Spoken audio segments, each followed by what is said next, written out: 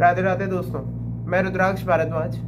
आज मैं आपको बताने वाला हूं कि कैसे बॉर्डर पर जो बोला गया था वो होना शुरू हो गया है। कैसे मोदी जी ने कल सीसीएस की बैठक बुलाई, क्या क्या वादे किए गए हैं और क्या क्या होने की संभावना है, और कौन से चार जगहों से हमले होने वाले हैं पाकिस्तान पर। ये बात जरूर याद रखिएगा, आगे वीडियो में बताई जाएगी। और जो सीसीएस की बैठक बुलाई गई है उससे ये पता चल जाएगा कि पाकिस्तान पर कब अटैक होना है। क्या उस पर 24 घंटे से भी कम का समय रह गया है?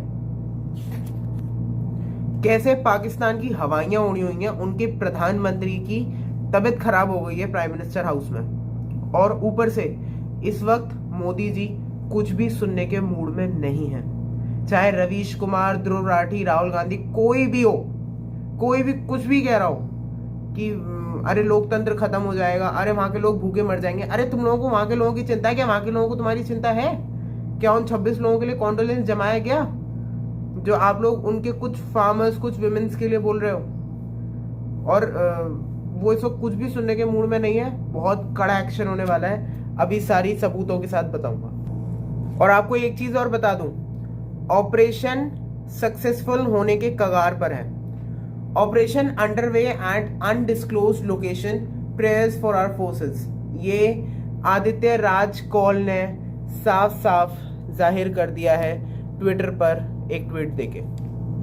आदित्य राज कौल जी एक पत्रकार हैं और उन्होंने बॉर्डर सिचुएशंस की खबरें दी हैं, लेकिन हाँ लाइव नहीं दी हैं, जिससे कि कुछ भी डिस्क्लोज ना हो। और intense counter terrorism operations are underway at various places in Jammu and Kashmir. No specific updates are being shared as of now. Border पर बहुत बुरी हालत है, पाकिस्तान खत्म हो रहा है, लिटरली वो खत्म हो रहा है। हमको गर्व होना चाहिए ऐसे प्रधानमंत्री पर जो कड़ा एक्शन ले रहे हैं। एक वो थे जो 26/11 हो गया तब भी कह रहे हैं नहीं नहीं हम कुछ नहीं करेंगे, हम कुछ नहीं करेंगे। एक ये है जो पाकिस्तान खत्म करने के मूड में है। और कश्मीर से एक और बड़ी खबर आ रही है कि 48 पर्यटक स्थलों को बंद किया गया है। यहाँ देख लें लिस्ट, मैं डिस्क्रिप्शन में लिस्ट डाल दूंगा, वो लिस्ट देख लीजिएगा। मतलब मोदी एक कश्मीर में ऑल आउट अटैक, कश्मीर और पाकिस्तान पीओके हर जगह एक ऑल आउट अटैक देने वाले हैं। जिसने किया है, जिसने करवाया है और जिसने मदद की है, किसी को नहीं छोड़ा जाएगा। और चाहे कोई भी, चाहे महबूबा मुफ्ती या कोई भी, रवीश कुमार वगैरह, कोई भी बोलता रहे कि कश्मीर के लोगों का क्या हाथ है। कल ही हमने देखा कि एक जिपलाइन की वीडियो थी, मैंने खुद भी अपने चैनल पर डाला था शॉर्ट्स में, कैसे एक टूरिस्ट को धकेल दिया गया आतंकवादी अटैक में। तो क्या आप ये जो लोग कह रहे हैं ना कि कश्मीर के लोगों की क्या गलती है, हर कोई मिला हुआ है, या तो कोई मिला हुआ है। और क्या लोकल्स को पता नहीं था कि कोई मिला हुआ है? ऐसा तो हो ही नहीं सकता कि लोकल्स को पता ही ना हो कि कौन कौन मिला हुआ है और कौन कौन नहीं मिला हुआ। हो सकता है कि सब लोग ना हो, लेकिन कोई ना कोई तो होगा। इस चीज से बहुत मुश्किल है इनकार करना, हो या ना हो। खैर बहरहाल, आप मोदी साहब की एक वीडियो देखिए जो जिससे आपको पता चलेगा कि मोदी साहब का के लिए अगले 25 वर्षों की समय सीमा तय की है। हमारे पास समय सीमित है, लक्ष्य बड़े हैं।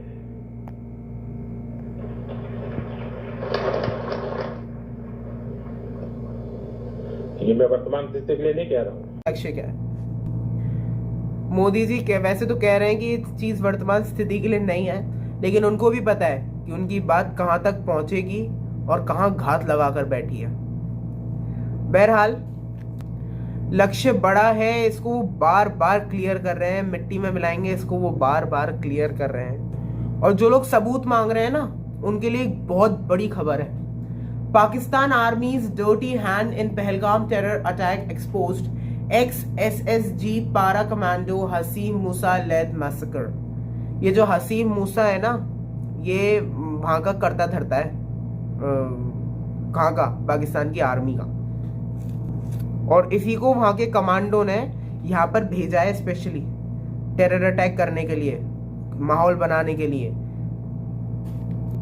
और जितनी खबर मेरे पास है वो ये है कि ये लोग सैटेलाइट फोन से कनेक्टेड थे।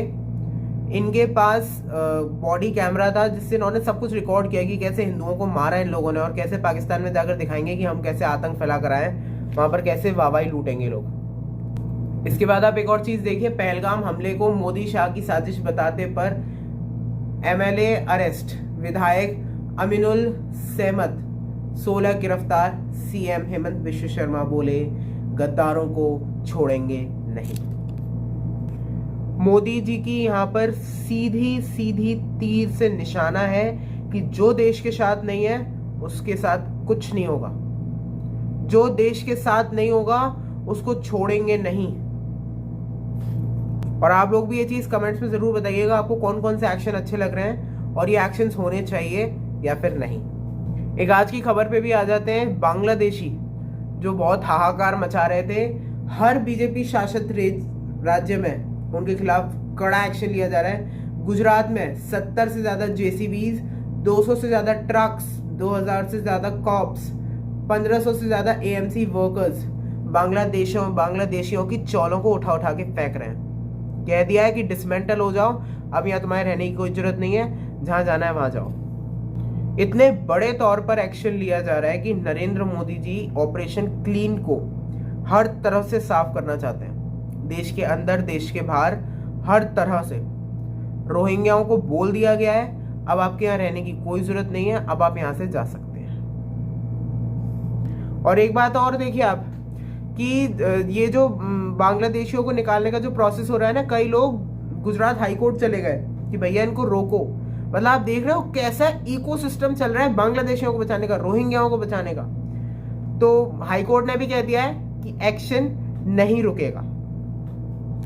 बहरहाल अभी राहुल गांधी जी ने मोदी साहब को और पीएम हाउस में, पीएमओ में एक चिट्ठी भेजी है जिसमें लिखा है कि हम लोगों को पार्लियामेंट का जॉइंट सेशन बुलाना चाहिए और उसमें बताना चाहिए कि हम लोग साथ खड़े हैं। ये राहुल गांधी कह रहे हैं, राहुल गांधी कह रहे हैं कि लड़ाई में साथ खड़े होना चाहिए। और एक तरफ इनकी पार्टी है जो ऐसे ऐसे ट्वीट दे रही है कि जिम्मेदार के समय गायब, जहां पर मोदी साहब का सर हटा दिया, सिर्फ शरीर है। ये क्या दिखाना चाहते हैं? ये प्रधानमंत्री को सरकटा देखना चाहते हैं, ऐसी हालत में देखना चाहते हैं कि सर अलग और धड़ अलग, और ऊपर लिख दिया गायब। यार कुछ दिन तो चुप रहो, कुछ दिन तो चुप रहो। ये तो सोचो कि देश का भला हो रहा है। और ये ज्वाइंट सेशन भी ना, ये सब नाटक है।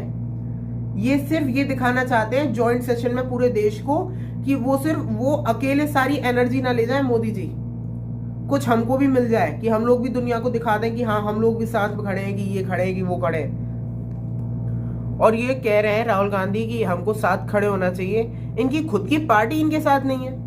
आप मेरे को बताइए, एक 2-3 दिन पहले बयान आया कि सिद्धारमैया कह रहे हैं कि पाकिस्तान पर हमला नहीं होना चाहिए। ये सर कटे के नारे दे रहे हैं पीएम मोदी के लिए। बीजेपी कह रही है कि ये लोग क्या सरकटा नारा देना चाहते हैं, प्रधानमंत्री को सरकटा देखना चाहते हैं। एक तरफ तो तुम कह रहे हो कि हम साथ खड़े हैं, एक तरफ तुम्हारे पार्टी वाले कुछ और कर रहे हैं, तुम्हारा मीडिया चैनल कुछ और कर रहा है। तुम्हारी खुद, पहले तुम आपस में तो समझौता कर लो कि तुम्हें करना क्या है। तुम्हें 4 दिन चुप रहकर देश का साथ देना है या बस वाहवाही लूटनी है। आपके महाराष्ट्र के एमएलए कहते हैं, महाराष्ट्र के कुछ एमपी भी कहते हैं कि अरे टेररिस्ट के पास इतना टाइम था कि वो धर्म पूछेगा, धर्म पूछ के हमला करेगा। यार पहले आपस में समझौता करो। काहे को दुनिया को दिखा रहे हो कि कांग्रेस टूटने वाली है? पाकिस्तान तो टूटने ही वाला है, कांग्रेस ना टूट जाए कहीं। और ये लोग दुनिया की बात बनाते हैं कि पहलगाम इतना टूरिस्ट प्लेस था, वहां पर ये क्या कहते हैं, आर्मी को क्यों नहीं रखा गया? भाई आर्मी, तुम गौरव आर्य जी ने कहा था, मेजर गौरव आर्य जी ने, कि वहां 5 लाख फोर्सेस भी रख दोगे ना तब भी ज्यादा असर नहीं पड़ेगा, क्योंकि पूरा जंगल वाला इलाका है, टेररिस्ट कहीं से भी आ सकते हैं। और मुसाद जो कि दुनिया का सबसे स्ट्रॉन्गेस्ट उसको माना जाता है, वो नहीं रोक पाया इसराइल का अटैक। अमेरिका नहीं रोक पाया था 9/11। ह्यूमन टेरर, ये क्या कहते हैं, ह्यूमन फॉल्ट है। 500 रोक रहे हैं तो एक आ सकता है, तो उसमें क्या हौल हल्ला मचाना शुरू हो गया टेररिस्ट के लिए। पाकिस्तान के लिए तुम्हारे पास सिंपैथी है, लेकिन इंडियन आर्मी को तुम ब्लेम करते हो। और एक बड़ी खबर, प्रधानमंत्री मोदी टू चेयर की cabinet security meet tomorrow at 11 AM, second CCS meet after Pahalgam attack. CCS meet मतलब कैबिनेट काउंसिल ऑफ सिक्योरिटी। माफ कीजिएगा, CCS मतलब कैबिनेट कमिटी ऑफ सिक्योरिटी, वो गलती से काउंसिल निकल गया था जोश जोश में, लेकिन हाँ, CCS की फुल फॉर्म होती है कैबिनेट कमिटी ऑफ सिक्योरिटी। उसकी बैठक बुलाई गई है और ये सेकंड बैठक है, जिसके बाद पाकिस्तान की हवाइयां उड़ने वाली हैं, क्योंकि ये लास्ट बैठक होने वाली है जिसमें सब तय कर लिया जाएगा कितने अटैक करने वाले हैं, कौन सी डिप्लोमेटिक अटैक्स होंगे, कौन से ऑन ग्राउंड अटैक्स होंगे। इसमें शायद ये भी हो सकता है कि अगले 24 घंटे के अंदर अंदर पाकिस्तान वो देख ले जो उसने कभी इमेजिन भी नहीं किया था। और भारत कितने कड़े निर्णय ले रहा है और किस लेवल पे ले सकता है, ये बात आपको इस चीज से समझ जानी चाहिए कि पाकिस्तान के जो रक्षा मंत्री हैं ख्वाजा एम आसिफ, उनका ट्विटर अकाउंट बैन कर दिया गया है कि भैया ये जहर उगल रहा है, इसका ट्विटर अकाउंट बैन करो एकदम। और इतना ही नहीं, भारत के और पाकिस्तान के जितने भी ये ट्विटर अकाउंट्स, यूट्यूब चैनल्स, जो भी आग उगल रहे थे, जो भी झूठ फैला रहे थे, सब बैन कर दिए, सब हटाओ, इन सब की इनकम खत्म। और अभी आप एक क्लिप देखिए, ये ख्वाजा आसिफ की है, जो पाकिस्तान के डिफेंस मिनिस्टर हैं। उन्होंने साफ साफ कह दिया है कि शायद 1 या 2 या 3 दिन में हम लोग एक बहुत खतरनाक वॉर झेल लें। That we can have war in next day 2 or 3 or 4. Day 2 or 3 or 4? Yeah, because मेरा मतलब अगर 15 दिन बाद हुई तो वो मोदी का इलेक्शन हो जाएगा। और हमको लगता था यार पाकिस्तान में कोई तो बुद्धि वाला होगा, लेकिन सब बेबुद्धि हैं, सब बुद्धि से पैदल हैं। पूछिए क्यों? अभी आपने ये वीडियो देखी, ये इसमें कह रहे हैं कि 15-20 दिनों में इलेक्शंस हैं, इसलिए अटैक किया जा रहा है। भाई साहब कौन से इलेक्शन है ये तो बता दो। एक बिहार चुनाव है, वो नवंबर में, वहां पर अब भी एनडीए की सरकार है और पूरे चांसेस हैं कि फिर से एनडीए या बीजेपी की सरकार होगी। कौन से इलेक्शन की बात कर रहे हो? जो भारत के हित में है वो इस वक्त होकर रहेगा, चाहे वो किसी भी लेवल पर हो। एक चैनल है 4 PM, वो भी देश के खिलाफ बहुत आग उगलता था। उसके तो जो फ्रंट पेज है ना, उसमें उसके चैनल के जो ओनर हैं और राहुल गांधी जी की फोटो साथ में, जाने कौन से जॉइंट सेशन की, कौन से देश के हित की लोग बात कर रहे हैं, राम जाने। और कनाडा से भी एक बहुत बड़ी खबर आ रही है। कनाडा में अभी चुनाव हुए हैं, जिसमें खालिस्तानियों का जो आका था जगमीत सिंह, जो खालिस्तानियों का बाप बना बैठा था, उसकी ऐसी हालत हो गई है, ना वो घर का रहा है ना वो घाट का रहा है, धोबी का कुत्ता बन के रह गया है। मतलब कनाडा में जो उसकी पार्टी थी ना, जिसको किंग मेकर बोला गया था, ये ऐसी हालत हो गई है ना कि कनाडा में एक रूल है कि अगर आप 12 सीटें भी नहीं जीत पाओगे ना, तो आपसे नेशनलिस्ट पार्टी का, मतलब नेशनल लेवल पे जो पार्टी होती है ना, उसका टैग छिन जाएगा। ये 12 सीटें भी नहीं जीत पाया वहां पर, इनफैक्ट अपनी खुद की सीट गंवा बैठा। मतलब आप सोच रहे हो, ये साफ साफ दिखाया जा रहा है कि मोदी कितने पावरफुल हैं कि उनसे जो भी पंगा लेगा। जस्टिन ट्रूडो ने लिया, अपनी पार्टी से ले बैठा। जगमीत सिंह ने लिया एनडीपी से, वो भी ले बैठा। उसको उसकी पार्टी निकाल रही है ओनरशिप से, जीत ही नहीं पाया। अरविंद केजरीवाल वाला हाल हो। और आप ये जरूर देखिएगा कि जो भी इनसे पंगा लेता है ना, मिट्टी में मिला देते हैं। चाहे ये हो, चाहे योगी जी हो, चाहे हेमंत बिश्व शर्मा हो, बीजेपी के टीम मेंबर्स, बीजेपी की लीडरशिप इतनी स्ट्रांग है ना कि उससे कोई पंगा नहीं ले सकता। और ये तो छोड़िए, ये जो आशिफ साहब है ना, पाकिस्तान के डिफेंस मिनिस्टर आशिफ मुनी, इन्होंने सोचा होगा, इन्होंने कांड तो कर दिया कि यहाँ एक माहौल बन जाएगा, कांड कर दो। लेकिन पाकिस्तान में 4 तरह से अटैक होने की संभावना है। एक कौन कौन से मैं गिना देता हूं, लैंड, वाटर, एयर, और एक उसके खुद के अंदर से। अब ये तो आप समझदार हैं, मेरे को कहने की जरूरत है नहीं कि अंदर उसके कौन सा अटैक चल रहा है, कौन सी आजादी हो के नारे लग रहे हैं। जो खोदोगे ना वही पाओगे। और एक चीज और, पाकिस्तान से ये भी खबर आ रही है कि इन लोगों ने बोला है कि जब हमारे अस्तित्व पर बात आएगी तब हम परमाणु बम का इस्तेमाल करेंगे। मतलब निकल गई हेकड़ी, निकल गई। पहले तो कहते थे कि हमने परमाणु बम हवा में नहीं रख रखा, हम लॉन्च कर देंगे, ये कर देंगे, वो कर देंगे। और इनफैक्ट देश के अंदर के भी कुछ लोग कहते थे कि अरे पाकिस्तान के पास परमाणु बम है। तो मोदी जी ने भी कह दिया कि हमारे पास जो है वो क्या दिवाली के पटाखे के लिए रख रखा है क्या, वो चला नहीं सकते हम। और पाकिस्तान जिसका F-16 प्लेन, जो जंग खाया प्लेन है, इतना पुराना प्लेन है, उसको चलाने के लिए भी उनको अमेरिका से परमिशन लेनी पड़ती है। वो परमाणु बम क्या खाक चलाएगा? और उसको चलाना होता है ना, सर्जिकल स्ट्राइक में चला दिया होता उसने, वो चला ही नहीं सकता। बेफालतू में डर के बैठे हैं। पाकिस्तान घबराया हुआ है कि ज्यादा धमकी मत दो परमाणु की, कहीं ऐसा ना हो कि मोदी साहब पीओके छोड़ो सीधा पाकिस्तान के अंदर घुसकर इस्लामाबाद तक ठोक दें। ये अपनी औकात पे आ गए हैं। अब इनको पता चल गया है ना हमारी औकात क्या है, कि अब कह रहे हैं कि जब अस्तित्व का खेल होगा ना, जब अस्तित्व पर बात आएगी तभी परमाणु बम चलाएंगे। इसी डर में रहना चाहिए था इनको, इसी डर में। अभी उसी डर में आ गए। और एक और चीज, एक और खबर आ रही है कि पाकिस्तान का शेयर बाजार दिन पर दिन गिरता जा रहा है। कभी 2000 पॉइंट, 3000, 2500, 4000 पॉइंट गिरता जा रहा है। और भारत का शेयर बाजार, foreign investors back with 4.11 billion in Indian equities. जो फॉरेन इन्वेस्टर्स चले गए थे वो वापस आ गए, क्योंकि उनको ही पता चल गया है कौन जीतने वाला है, कौन हारने वाला है, कौन स्ट्रांग है, कौन वीक है। एक्चुअली जो सिनेरियो होता है ना, वो ये होता है कि जो देश युद्ध में शामिल होते हैं, चाहे आप रशिया यूक्रेन ले लो, चाहे इजराइल फिलिस्तीन ले लो, सबके शेयर बाजार टूटते हैं, क्योंकि सबको पता है कि ये लोग लॉस में जाने वाले हैं वॉर की वजह से। लेकिन भारत ही एक अकेला देश बना है जो प्रॉफिट में चला गया। एक रशिया के साथ भी ये चीज बोली गई थी कि ऑयल्स में और चला गया था, लेकिन उसका शेयर बाजार तो टूटा था, लेकिन भारत का तो शेयर बाजार। और ये इसलिए भी है क्योंकि भारत का समर्थन पूरी दुनिया कर रही है। अमेरिका से एग्रीमेंट पक्का हो गया है। इनफैक्ट इस बार तो चाइना भी आ गया हमारे साथ, क्योंकि चाइना पर उधर से टैरिफ वॉर लग रहा है। अगर भारत ने भी रिटेलिएट कर दिया तो चाइना बर्बाद। इसलिए चाइना भी भारत के साथ है। रशिया तो हमेशा भारत के साथ रहा था। इजराइल हमेशा भारत के साथ रहता है। ऑस्ट्रेलिया ने तो मोदी साहब को बॉस कहा था, तो वो भी भारत के साथ है ऑलमोस्ट। इटली की प्रधानमंत्री जियोर्जिया मेलोनी ने मोदी साहब से बात की थी फोन पे।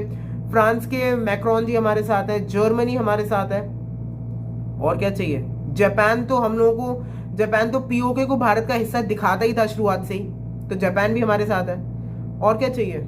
इन लोगों के साथ इस बार कोई भी नहीं बचा। और ये लोग पाकिस्तान से पैसा क्यों निकाल रहे? क्योंकि इन सबको पता है पाकिस्तान ठोकने वाला है। और पाकिस्तान, इन सबको पता है 9 दिन से ज्यादा ये वॉर नहीं झेल सकता। अगर 9 दिन से ज्यादा 10-15 दिन भी वॉर चल गई ना, पाकिस्तान कोलैप्स कर जाएगा।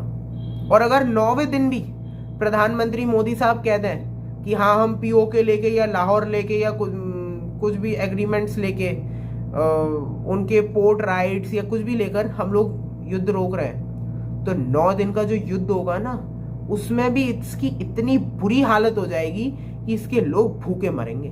इस पे इतना भी पैसा नहीं है कि ये 1 दिन का युद्ध भी झेल ले, 24 घंटे भी भारत को झेल सकेगी। गाड़ी भरवाने के लिए डीजल नहीं है और बात कर रहे हैं मर्सिडीज की। और आज ये लोग कहते हैं कि चलो हम जॉइंट मीटिंग कर लेते हैं, हम लोग सिक्योरिटी बिठा लेते हैं, हम लोग चेकिंग करवा लेते हैं। अरे तुम होते कौन ना चेकिंग करवाने वाले? मतलब अपराधी खुद चेकिंग कराता है क्या? और ये सब तुम्हें युद्ध करने से पहले सोचना चाहिए था। आप एक काम करो, आप आसिफ मुरीर को चौराहे पे खड़े होकर गोली मार दो। आप आपके जितने भी टेररिस्ट ऑर्गेनाइजेशन थे सबको भगा दो। दाऊद इब्राहिम को भारत को सौंप दो, पीओके दे दो, लाहौर दे दो, पोर्ट राइट्स दे दो, खत्म कहानी। युद्ध होगा ही नहीं। सारे बांग्लादेशी उधर चले जाएं, सारे पाकिस्तानी उधर चले जाएं, खत्म कहानी। युद्ध होगा ही नहीं। अगर सेपरेशन चाहते हो तो सही मामलों में सेपरेशन करो ना। ये क्या सूडो सेपरेशन, तुम चट भी तुम्हारी पट भी तुम्हारी, ऐसे थोड़ी होता है भाई। और ये जो मोदी साहब बाहर और अंदर दोनों तरफ से युद्ध